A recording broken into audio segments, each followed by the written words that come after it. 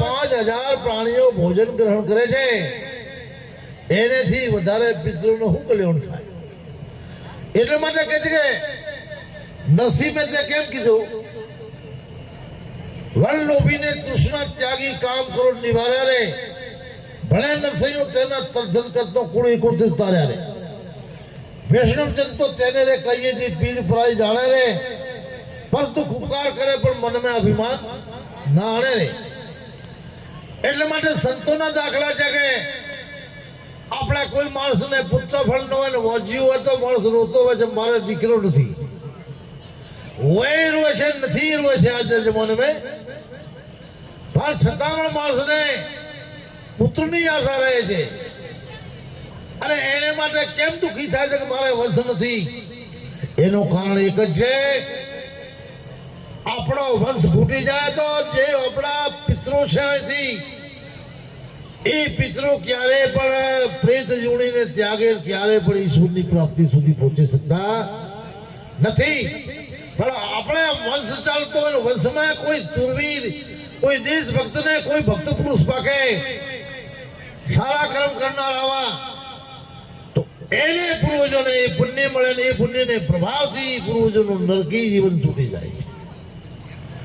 એટલે નરસિંહ મહેતા કીધું કુળ તેના દર્શન કરતો કુળ એકત્રિત તાર્યા રે. હવે ભક્તના દર્શન થતો જ 71 પેઢીના પૂર્વજો તરી જાય છે સજનો. એટલા માટે વંશ રાખવાની જરૂર છે. એટલે માટે આપણે દીકરો ન હોય એટલે આપણે મારું ઘણી ચિંતા થાય, મારો દીકરો નથી. તો સજનો, આવો એ આજનો દિવસ જે શ્રાદ્ધ પક્ષનો છે એમાં કેટલીક પ્રાણીએ ભોજન લીધો, મનુષ્ય પણ લીધો, સાધારણ મનુષ્ય લીધો, વિશેષ મનુષ્ય લીધો, સંત કોટીને પુરુષે લીધો, અને બચ્યું કૂચ્યું જે કોઈ કૂટરે કાગળે કા ગમે તે પ્રાણી પશુએ ખાધો, એનો પુણ્ય એમને પિતૃને મળશે. એના પિતૃ જય જયકાર બોલશે. આ લોકોને સુખ મળવાનો ને મળવાનો. કર્મમાં એવી તાકાત છે કે કર્મ એવો તમે કરો ને તો કોઈની બાપની તાકાત નથી કે તમારે સુખને રોકી શકે. હા, 1000 માણસ તમને દુઃખ દેવા ઉભા થાય, પણ તમારો શુભ કર્મ છે, તમારો સારો કર્મ છે, તો 100% કોઈ દિવસે તમને બીજો માણસ બાધા પહોંચાડી શકે નહીં, પહોંચાડી શકે જ નહીં. એટલે માટે ખૂબ ખૂબ આ પરિવારને આશીર્વાદ, ગુરુ મહારાજનો અને આપણે બધાનો પણ આશીર્વાદ આવા સારા સત્કારી એ કરતા રહે. અને ખૂબ એમને માતા પિતાનો ઉત્તમ કર્મ કહેવાય કે જેને વર્ષમાં સારા પુત્રો પાકે. નકા તો આપણે જોઈએ છીએ કે દારૂ પીને ઉકરડમ પડ્યા હોય છે, એવા પણ પુત્રો હોય છે. અને ચોર એને એવા બધા 2 નંબરના ધંધા કૂળને કપડ કરીને વંશને બદનામ કરી નાખે, એને મા બાપના નામને બોલી નાખે, એને પરિવારના નામને બોલી નાખે, એવા પણ પુત્રો છે. પણ એ પુત્રો એને મા બાપને પુણ્યના નથી, એને પાપથી પાકેલા હોય છે. અને પુણ્યથી પાકેલા પુત્રો સારો કર્મ કરીને એને હંમેશા માટે એની કીર્તિ ચારો તરફ ફેલાયેલી રહે છે. એ પુણ્યનો પ્રભાવ છે. આપણે કઈ આ પુણ્ય કા આશીર્વાદ મોંઘવાથી નથી મળતો. એ રીતનો તમારો વર્તન, એ રીતનો મારો તમારો વ્યવહાર હોય તો 100% તમને પુણ્ય પણ થાય, તમને કોકનો આશીર્વાદ પણ મળી જાય. નકા કોઈ ઝડપાવીને કોઈથી આશીર્વાદ ન લેવાય. એક વખત એમ કે છે કે એક માણસ દુખી હતો, ઘણા પ્રયત્નો કર્યા પણ કોઈ સુખે ને આવ્યો નહીં. હવે એમણે એક જોયું કે મહાત્મા એક આપણા જંગલમાં બહુ તપસ્વી બેઠા છે, અને બીજો ઉપાય નથી, મહારાજ પાસે જતો રહો, કોઈ કાલ સેવા કરો, જો એનો આશીર્વાદ થાય તો કોઈ મારો ભવિષ્ય બદલે તો ભલે. ને લાગતો નથી કે મેં અનેક પ્રકારની મહેનતો કરી પણ મારો કર્મ શુદ્ધતો નથી. મારા છોકરા 2 ટાઈમ અનાજ ખાઈ શકતા નથી. મહારાજ આવા રહેતા હતા, જંગલમાં તપસ્વી હતા, જ્ઞાની હતા, પરમાત્માની પ્રાપ્તિ સુધી પહોંચેલા પુરુષ હતા. આશીર્વાદ પણ કોનો કામ કરે? મારે જેવો લુખ હોય તેનો આશીર્વાદ શું કામ કરે? જે પુરુષ ભજન કરે, જે પુરુષ સારા કર્મ કરે, અને જે પુરુષ આ જનતાને જગાડવાનો કામ કરે, એ પણ મોટો એક તપસ્યા છે સજનો. એવી વાત નથી કે આ તપસ્યા નથી. સંત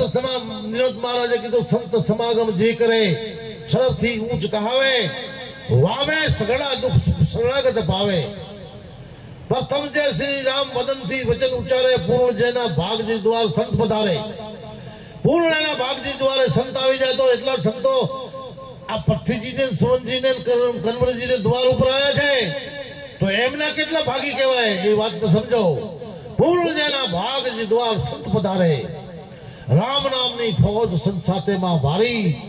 જા જા કરે મુકામાં સતરી કરે ખવારી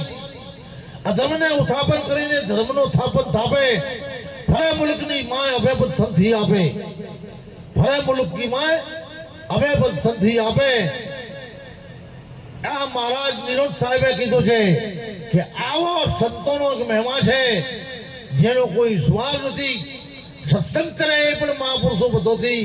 તપસ્વી અને ઊંચા કહેવાય છે કારણ કે ભજન કરનાર એકલો છુપીને ગુફામાં તપસ્યા કરનાર પોતે તરે છે પણ બીજેને નથી તારે એક તો પણ જગતની અંદર ઉપદેશ કરનાર પુરુષો આપ પોતે પણ તરે છે ને હજારોને તારી ડોકે છે એની ઘણી મહિમા છે એટલે માટે સજ્જનો આવી સંતોની બલિહારી છે અને આજ આ ત્રણેય ભાઈઓને દ્વારા અને એમની ધર્મપત્નીઓ પણ દેખો ભાગ્ય નહીં મળે નકા પુરુષ તો ધર્મ કરવા ચાહતો હોય પણ સ્ત્રીઓ મેં ઘણી જોઈ છે એને કોડી ના આપવા દે ક્યારે આપવું એટલે મુશ્કેલી છે એને ઘરે બે માણસ લઈને જવા હારે હોતો નથી અને એટલે માટે તો આપણા વ્યાસમુનિ ભાગવતમાં મંગલાચરણ કર્યો ઓમ સચિદાનંદ રૂપાય વિશ્વ ઉત્પત્તિ હિતવે પ્રાપ્તિ વિનાશાય શ્રી કૃષ્ણાય વયમ નમઃ એટલે વ્યાસ કીધું છે કે પ્રથમ તો હું ઓમ સચિદાનંદ રૂપાય નમઃ વિશ્વ ઉત્પત્તિ હિતવે પ્રથમ હું સચિદાનંદ ભગવાનને વંદન કરું છું જે વિશ્વની ઉત્પત્તિ અને સ્થિતિનું કારણ છે વિશ્વ ઉત્પત્તિ હિતવે ત્રાપ્તિ વિનાશાય આદિ વ્યાધિ ને ઉપાધિનો નાશ કરનાર ત્રાપ્તિ વિનાશાય શ્રી કૃષ્ણાય વયમ નમઃ વયમનો અર્થ છે આ બહુવચન છે હું એકલો નહીં હું મારા શિષ્યો સહિત તમને વંદન કરું છું નમન કરું છું અને પ્રથમ હું શ્રી રાધાને નમન કરું છું અને પછી રાધાની કૃપા થાય તો તમારે સુધી હવે રાધા કૃપા ન કરે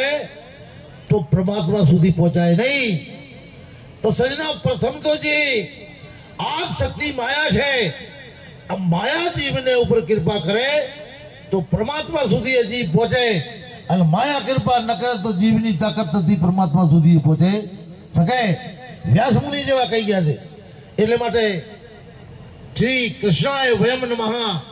પ્રથમ હું શ્રી રાધાને નમન કરું છું જેથી રાધાની કૃપા થઈ જાય તો શ્રી કૃષ્ણ સુધી પહોંચાય રાધા એટલે ભક્તિ અને કૃષ્ણ એટલે આત્મા શું છે રાધા એટલે ભક્તિ કૃષ્ણ એટલે આત્મા તમારી મારી અંદર જે બેઠેલો છે અને એ ભક્તિ હોય તો માણસ ઈશ્વરની પ્રાપ્તિ કરે આત્માની પ્રાપ્તિ કરે પણ માણસને પાસે ભક્તિનો બળ ન હોય કાંઈ પ્રાપ્ત થતો નથી સજનો એટલે માટે વ્યાસ મુનિએ કીધું પ્રથમ શ્રી રાધાને નમન કરો તો કૃષ્ણનો ભેટો થાય પણ એ આપણે ઘર સુધી જોવા મળે છે આપણે ઘરે જે શ્રી રાધા બેઠી ના એ બરાબર રાજી ન હોય તો બે મહેમાન લઈ જવાની આપણી તાકાત નથી એ રાધા પ્રસન્ન હોય તો જ ભીડ પડે નકા તો તમે લઈ જાઓ તો તપેલા ખડખડાવે હું બાપુઓને અત્યારે લઈ જાય છે ને એનો બાપો રોલ છે ને આમ કરશે ને તેમ કરશે બચારો હોટલમાં ખવડાવે મહેમાનને મૂકી દે પણ ઘરે લઈ જવાની એની શક્તિ નથી એટલે માટે સજનો જેને ઘરમાં સુલક્ષણા સ્ત્રી જેને ઘરમાં સુલક્ષણા સ્ત્રી હોય એનો પતિ ચારે તરફ ઉજળો હોય એનો નોમ ચાલતો હોય એનો નોમ તરફ ચાલતો કારણ કે પત્ની જ પતિને મોટો કરે છે પત્ની જ પતિને ઉજળો કરે છે એટલે હું એમ કહી દઉં છું કે એમને ધર્મપત્નીઓ પણ ખૂબ ભાવિક ને સારા છે તો આવડો રોજ ખર્ચો કરવા દે નકા ટકા એવો ખર્ચો રોજનો નથી કરવો ફાલતુ 12 મહિને 20,000 50,000 બગાડો તમે એવું ચાલતું છે ઘરમાં સારો મકાન કરાવો ઘરમાં સારા દાગીના વસાવો એમ કે પણ એમને ધર્મપત્ની સંસ્કારી છે એમને મા બાપને ધન્યવાદ કે એ પોતાના પતિઓને ધર્મ કરવાથી રોકતી નથી અને પોતે પણ ખભો મિલાવી સારા કર્મ છે કરો અમે પણ તમારે ભેગી છીએ તો એ પુણ્યનું કામ છે કે દીકરા તો હોય પણ વવારીઓ એવી આવી એમને પુણ્યનો કામ છે સજ્જનો હકીકતમાં એટલે માટે મહાપુરુષો કહે છે આ સમય વ્યતીત થઈ જાય સમય જતો રહે અને પછી કલાકો આપણે સોચીએ કે આજ કરીએ ને કાલ કરીએ એ વાત મિથ્યા છે એટલે માટે મહાપુરુષે કીધું ગજબ હાથી ગુજારી પછી કાશી ગયાથી શું આપણે પાપ કર્મ થઈ ગયો હવે કે જાય કાશીમાં ધોઈ નાખશું મહાપુરુષો કે ના કદાપી થવાતું નથી ગજબ હાથી ગુજારી પછી કાશી ગયાથી શું મળી જગતમાં બદનામી પછી નાસી ગયાથી શું જગતમાં માણસ બદનામ થઈ જાય ને હિમાલય ચોટી ઉપર બેસે તો એની બદનામી મળતી નથી